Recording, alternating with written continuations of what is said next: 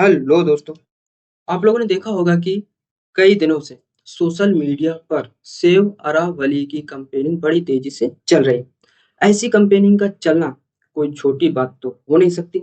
अगर मैं ही आपसे कहूं कि पेड़ 10 फीट ऊंचा है तो वह पेड़ है, और यदि 10 फीट से पेड़ कम ऊंचा है तो वह पेड़ ही नहीं है, तो आप भी कहेंगे कि ये क्या फालतू बात है।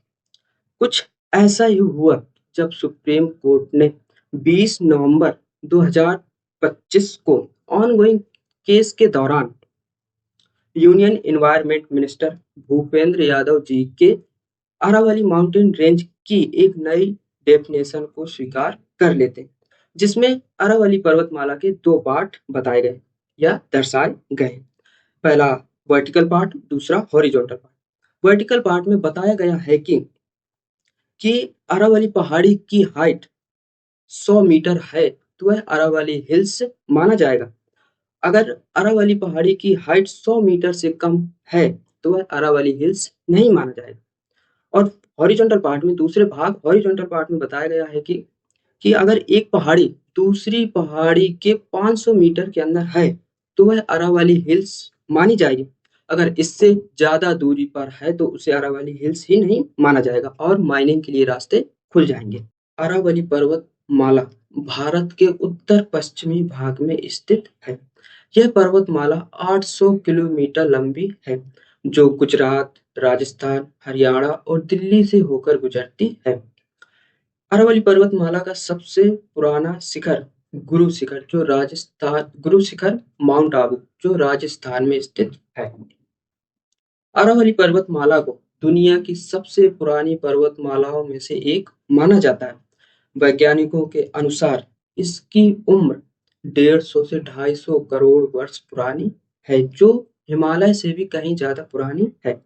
जो अब लैंड माफियाओं और माइनिंग माफियाओं का अगला शिकार अरावली पर्वतमाला बन गई है।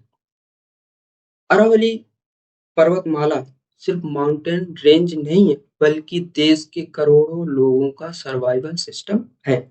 जो अगर माइनिंग की वजह से अरावली पर्वतमाला की आधी पहाड़ियां कट गई तो अरावली पर्वतमाला कुछ ऐसी दिखेगी, जिसके कारण कई दिक्कतें देखने को मिल सकती हैं।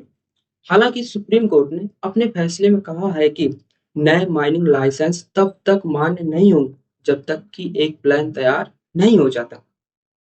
सोचिए, अगर अरावली माउंटेन रेंज की आधी पहाड़ियां कट गईं, तो वाइल्ड लाइफ एनिमल्स का क्या होगा, जिसमें 22 wild life sanctuaries, 4 tiger reserve और कई जीव इसी पर निवास करते हैं। उन सब का क्या होगा?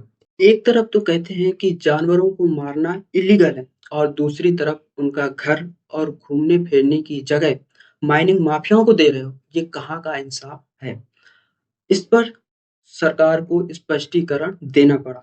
Union environment minister Bhupender Yadav ji को जवाब देने के लिए सामने आना पड़ा। कोई भी रिलैक्सेशन नहीं दिया गया। दिल्ली में कोई भी माइनिंग अलाउ ही नहीं है, ना हो। मैं फिर दोहरा रहा हूँ, दिल्ली के अरावली हिल्स में माइंस पूरी तरीके से। हालांकि माइनिंग जरूरी है देश के विकास के लिए, लेकिन नियम और कानूनी तरीके से। किसी को हानि पहुंचाकर तो जरूरी नहीं है, और आने वाले भविष्य को देखते हुए। वैसे भी समय के साथ साथ हवा, पानी और मौसम के प्रभाव से अरावली की पहाड़ियां काफी हद तक छोटी हो गई हैं। इसी अरावली माउंटेन रेंज की वजह से उत्तर भारत विदेशी आक्रमणों से काफी हद तक सुरक्षित रहा है। अरावली पर्वतमाला थार रेगिस्तान को फैलने से रोकती है। अगर अरावली पर्वतमाला नहीं होती तो राजस्थान का रेगिस्तान दिल्ली और हरियाणा तक फैल सकता था। यह पर्वतमाला रेत के तूफानों और गर्म हवाओं को काफी हद तक रोकती है। अरावली पर्वतमाला भूजल स्तर को बनाए रखने में मदद करती है। वर्षा जल को सोखकर जमीन में समाने देती है, और यह कई नदियों का उद्गम स्थल भी है। अरावली पर्वतमाला दिल्ली एनसीआर के लिए ग्रीन लंग्स की तरह काम करती है।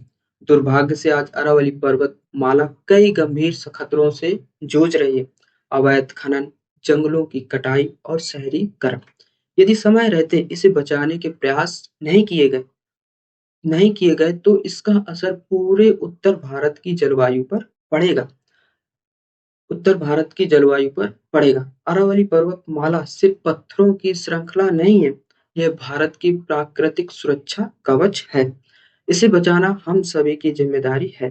अरावली पर्वतमाला बचेगी तभी भविष्य सुरक्षित रहेगा। तो दोस्तों मैं आशा करता हूँ आप लोग इसको बचाने में अधिक से अधिक जागरूक होंगे। धन्यवाद।